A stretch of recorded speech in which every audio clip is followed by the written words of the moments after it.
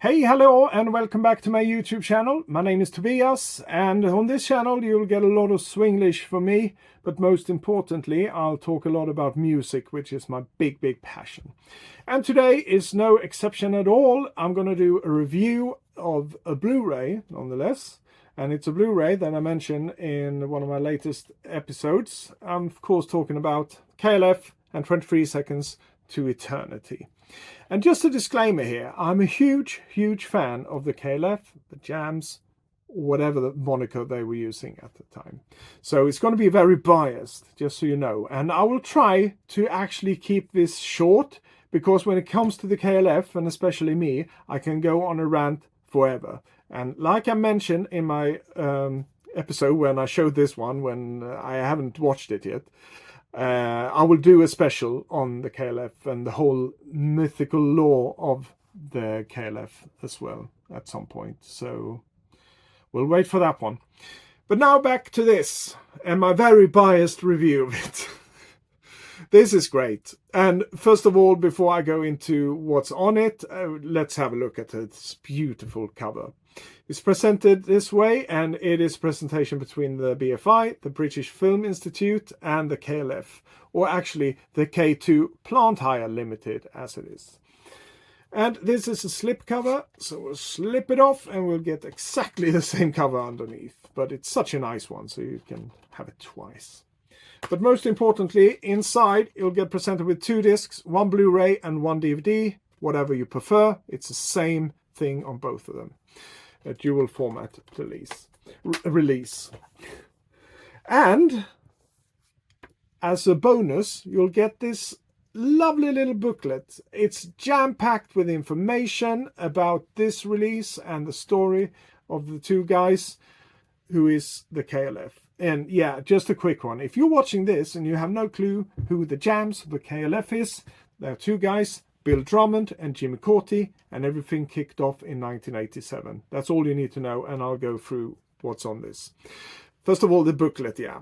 A lot of nice essays. You got some from the director, as it says here, which is Bill Butt, who directed most of the videos and also directed the feature-length movie The White Room, which we're going to talk about shortly.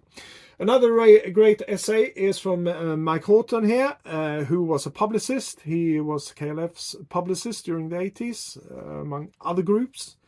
So that is really nice. You also get an essay from William Fowler, who is a curator at the BFI. And most importantly, there is an essay from KLF Communications as well. Really nice. And some really nice photos spread along this booklet. Really nice. It was a nice surprise for me, because I knew that the booklet was included, but I didn't know how extensive it was going to be. But a real gem, I have to say.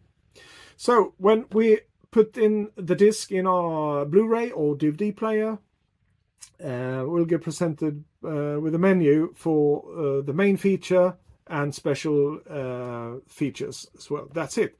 In my head, before watching this, I was like, it's probably just going to be like, do you want to watch that video or that video? You want to watch The White Room or whatever? No, it's one main feature. You press play on it. It starts out with the first footage that Bill Butt ever shot with Bill Drummond and Jimmy Cauty in 1987. And it's on the Stockwell Tower Block, I think it's called, where they spray painted 1987 on top of it, and that marks the year when they kicked things off. And just as a footnote here, they started out their own label, KLF Communications, where they released records under the name The Jams, The Justified and Ancients of Mu.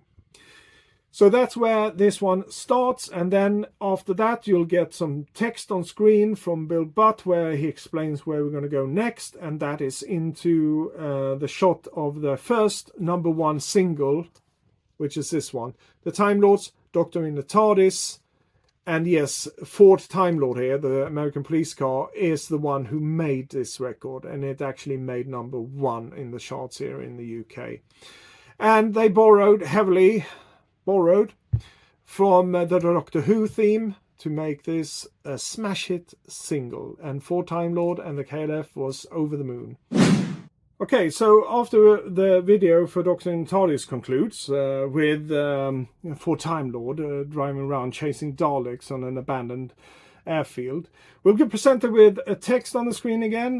We're going into the White Room, and the White Room is a very ambitious project that they got on after this single, because I think they want to do something more serious, something different.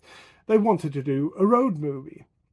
And a road movie without the boring bits. And that means dialogue, a watered down storyline, and all that. So that's what they set out to do. So it's all shot on 35mm, and I won't go through the whole movie here. It's just my feelings about this movie.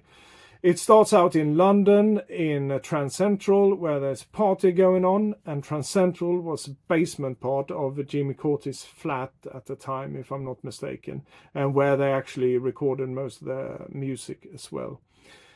Anyhow, it starts out there, and they are called out in one of the rare bits of dialogue in this movie to go out to For Time Lord, meet up with the solicitor sitting already in the back seat for some reason, and we get to see them driving through London by night, and then eventually they end up in Spain, where most of this film was shot, and especially around the Sierra Nevada mountain range. Really, really nice. And there's a lot of music, of course, because without all the boring bits, you need a lot of driving and you need a lot of music to accompany this. And the music we get for this one is especially compiled for this release, where I think I read that in this one, or it might be mentioned in the press release, or both. Who knows? Anyhow, and the reason I'm saying this is because a couple of years ago, the KLF decided to release some of the back catalogue and some new stuff on streaming services. Even here on YouTube, you can check it out. And they released something called The White Room, not to be confused with The White Room, the hit album from 1991. No, this was the White Room soundtrack, so to speak. So it was soundtrack to this movie. But at that point, a couple of years ago, it was never officially released. So in our minds, we thought, yeah, this is probably the best we're going to get. At least we have what was supposed to be the soundtrack for this movie.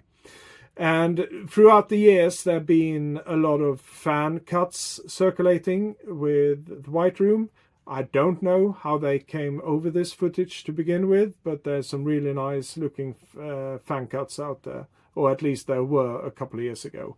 And I've been watching them throughout the years, and they of course put KLF music to different scenes where they thought it was going to suit that track best, and so forth and so on. But this is the official release. And where the fan cuts never really grabbed me, it was more like, oh, this is fun to watch because it will probably never be released. But it never really grabbed me anyhow, the fan films. But this one, it grabbed me. For the first couple of minutes, it was more the party scenes. But as soon as I started driving and we come into the Spain part of things, so to speak, I was mesmerized. There's something, it's like a warm blanket, I would say. There's something so mesmerizing, something so tranquil with this movie. And I think that's the point of it as well. Of course, you can make up your own storyline in your head because they are looking for something, right? But there's no, like I said, there's no dialogue. It's just them driving, trying to find something, planning, looking, all of this. And it's all so serene. Like I said, it's a warm blanket for me. So when I finished watching this cut of the White Room and listening to all this wonderful music, I just wanted to go back and watch it again and again and again. It was such a nice experience. And the music, like I said, it works really nice. And it does differ from what we got a couple of years ago from the streaming services, from what I would say the White Room, the soundtrack. There are some differences in this one. Some things are omitted, some things are added, and so forth and so on. But it works really well, of course, because it's an official release of this one. And why was it never released? Just a short one on that. I think they either started running out of money, because it does cost you a lot of money to do this, because it was ambitious. They're going to have other stories going parallel to what we are presented with here. The inner movie, the outer movie, and all that things. And that is a story for another day. But there was big plans for this. But this is a basic White Room movie that we are presented with, what was filmed. But yeah, I think either money ran out, inspiration perhaps ran out. They had other things going on as well. In 1988, when they started filming this, they also released their first pure trance series records, which was What Time Is Love, and the year after that 3 AM Eternal. And just for reference, this is 3 AM Eternal, for example. So it had these big letters on it. So the first one, What Time Is Love, had a big one, of course. And they became eventually underground hits. And I think at this point they were more focused on the music in when they they filmed for a year or so. They were like, now we're more focused on the music. So the film was shelved for one reason or the other. It was shelved. It was never released to the public. But a lot of footage was reused in the videos that we're going to see in the forthcoming years. And with that said, going from the White Room, we are now transitioning into what was basically the promo video for the movie The White Room. And it's their new I was going to say hit single. It's a new single, Kylie Said to Jason, which was released in 1989. And like I said, it was a promo vehicle for the movie. I think that's how it was intended. Because we get to see a lot of shots from the White Room movie in this video, with them driving, with Bill Drummond in singing and all of this. And I have to say, this single flopped. It's a very Pet Shop Boy-esque single. And I'm surprised it actually didn't climb a bit higher than it did. I can't understand the flop side of things of it, because it was the right time in time and space, 1989, to release something like this. And it's got a funny lyrics to boost as well. But no, it was a flop, unfortunately. And from that fabulous pop single, in my humble opinion, Kylie Said to Jason, we now move on to the next segment. And this is where I actually should have taken notes when I watched this for the second time around. But I'll wing it. You'll still get presented with everything that's on these discs. It's just like the running order might be messed up in this one. But we'll go to the Rite of Mu after this one. Short film, documentary style, made in 1991. It's all about around 50 journalists being invited out to the Scottish island of Jura, where they're met by passport controllers from the land of Mu. And they get all the booze confiscated that they bought during their journey, and they get the passports stamped with the pyramid blaster symbol that symbolized the Jam or the KLF. And then they are dressed in yellow robes and marched up to a big wicker man. And I won't spoil anything after this, because if you've never seen it, you can go and watch it. I think it's still up on the official channel, because it was released a couple of years ago along with some other releases from the KLF. Really nice piece of work, this film. Nicely shot. Once again, directed by Bill Butt. And most importantly, it's narrated by Martin Sheen, which gives it that Apocalypse Now feel of it. And that droning doom-like, doom-laden music that KLF made especially for this short movie. It's just brilliant combination of things. Love the Rite of Mu, and now finally don't have to do with old VHS ribs. This is presented in high definition, of course. And then we're presented with the Stadium House trilogy, also from 1991, another VHS compilation that you could buy back then, with some reworked tracks of past. They did release the Pure Trance series, which were more directed to the underground scene, the rave scene, so to speak, that was up and running at the time. The 3 tracks that I'm talking about is 3 AM Eternal, which now in the reworked format became live at the SSL. Brilliant track, another hit for them. Then another hit, Last Train to Transcentral, the best of the 3 in my opinion. And this is live from the Lost Continent, of course. Really, really good. And then last but not least, I should have picked the original one, but this is a remix of What Time Is Love, and it was now called in its reworked form, live from Transcentral. Absolutely brilliant pieces of music, and I think if you have a hard time remembering if you ever heard the KLF, go and listen to one of these 3 tracks, because this is probably what you heard back then, going to clubs, discos, pubs, or whatever. One of these, all of them were played at some point. Big hits for them, and that is what the house or the stadium house trilogy is. It's those 3 videos, and they're shot in the same style, so to speak. They perform on stage and so forth and so on. Then we'll move up to another track from 1991. After that, we're presented with It's Grim Up North. Absolute killer of a track. It was shot in black and white on a close stretch of motorway up north somewhere here in the UK.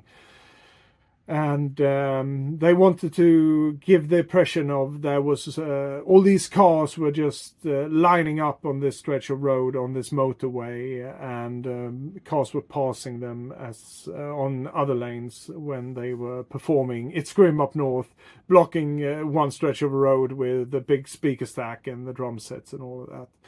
Yeah, that's it. And then we'll move on to another track from 1991. They were really busy in 1991. This is Justified and Ancient, and this time with the vocals from the brilliant Tammy Wynette. And I think this is another track, if you have a hard time remembering hearing anything from KLF, once you put this on, you will remember it straight away. Very country flavored version of Justified and Ancient. And at the same year, and this has nothing to do, well, it has something to do with this presentation, but it's not mentioned on the presentation because we only get the videos right. But this is the album they also released in 1991. It's called The White Room, because, like I said, they abandoned the White Room movies, but they still kept the title for this album. And it includes the aforementioned hit singles, of course. And it also has Justified and Ancient, the track here, brilliantly done by another singer, which I can't remember now for some reason. But then it was reworked into a more country-ish styled version with Tammy Wynette on vocals, of course. Then we are presented with the last music video for this one. It's America, What Time Is Love. One of the many iterations, it's called, of What Time Is Love. And I think this might be my favorite. All filmed on a Viking ship in the Pinewood Studios. The 007 stage, as it was. Done in 1992, if I didn't say that. And then to conclude this brilliant programming, they have an unreleased, up till this point, an unreleased short film called Crash, with K instead of a C at the beginning. And it's all about the destruction of Ford Time Lord. Poor Ford Time Lord was now destroyed in, what's it called? Destruction Derby? It's where they have a lot of beaten up cars going in a circle. In this case, in Wembley Stadium, I think it was filmed in 1992. And they bang up all these cars, and poor Time Lord is banged up a lot of cars. And then in the end, the pig comes in, and the pig is an armored car driven by Bill Drummond in this case. And it's all accompanied by a song from the unreleased album, The Black Room, with, I think it's Extreme Noise Terror and the KLF. And I hope, we can just hope at this point, that it is released at some point, because that track sounds like it's been fully mastered. Everything sounds really good. And hopefully all the other tracks from the Black Room has also survived and will be released in the near future. Who knows? Anyhow, that was Crash, and that concludes, like I said, the main feature, the main program. Then we can go into special features. Just going to mention some of them here. There's a really nice interview with Bill Butt, the producer and director, and it's conducted by Mick Horton, which I mentioned in the beginning, the publicist. Really nice interview. And we also have behind the scenes photos from the 007 station in Pinewood Studios, where they filmed some of the videos that I just mentioned. It's a really nice behind the scenes footage, and you also have optional commentary on that one for the guy who shot it, and whose name is Rob Milton Wallace, of course. And yeah, really, really nice. You also get some trailers for these different segments that I mentioned. Really nice put together trailers, and I think you can find them here on YouTube as well for this general release, and for some of the freestanding ones like the Crash, the Rite of Mu, and the White Room, and so forth and so on. So what about the quality of this one? Some of you out there might ask that. And it does say in this booklet as well that all the material was sourced from different types of things, like 35mm, 16mm, and even video in some cases. And that means the aspect ratio is going to be different. And it means that's going to be more grain or less grain depending on what the film stock they used, and so forth and so on. But I think overall they did a really good job with this when they were scanning it, or if they cleaned it up. I think it was nothing that bothered me when I was looking at it, because in my mind, when I saw something that was a bit darker and it became more grainier, it could be down to either video quality or, like I said, film stock. Who knows? But it wasn't like distracting or anything like that. So I think they did a really, really good job when transferring all these different materials from different sources. And that concludes my, what should we call it? A bit scattered review. It feels like it, at least, because there's so much about the KLF that I want to talk about, and I try to inject it here and there, and at the same time one part of my brain says, well, you need to keep this really concise and you just talk about this. So that's what I've been trying. I haven't succeeded really, so it's a bit of a scattered review.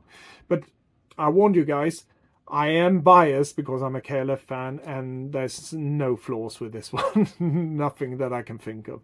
I could watch it over and over again. I probably will until this bloody disc just falls apart.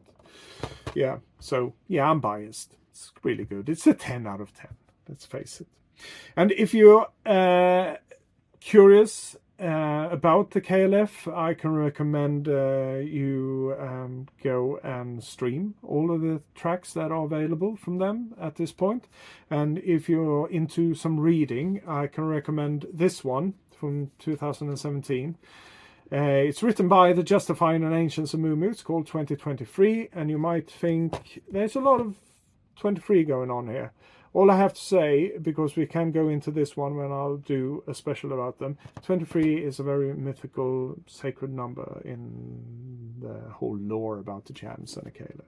And another good book, speaking about Mick Horton, the publicist earlier, this one, Fried and Justified.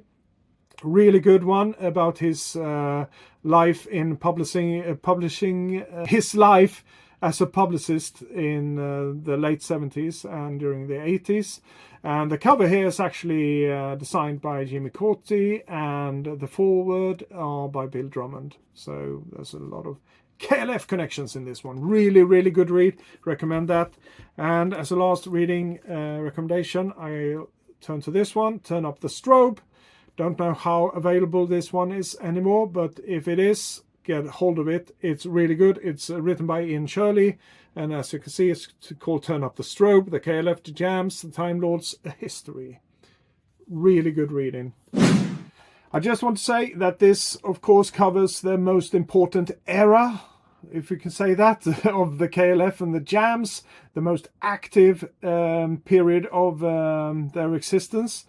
But there was something preceding this, of course. There was some promo videos that would be really nice to see here, some other film projects that were made, and certainly things were happening after this one and during this era as well that wasn't covered on the Blu-ray. But that is a subject for another video, I think.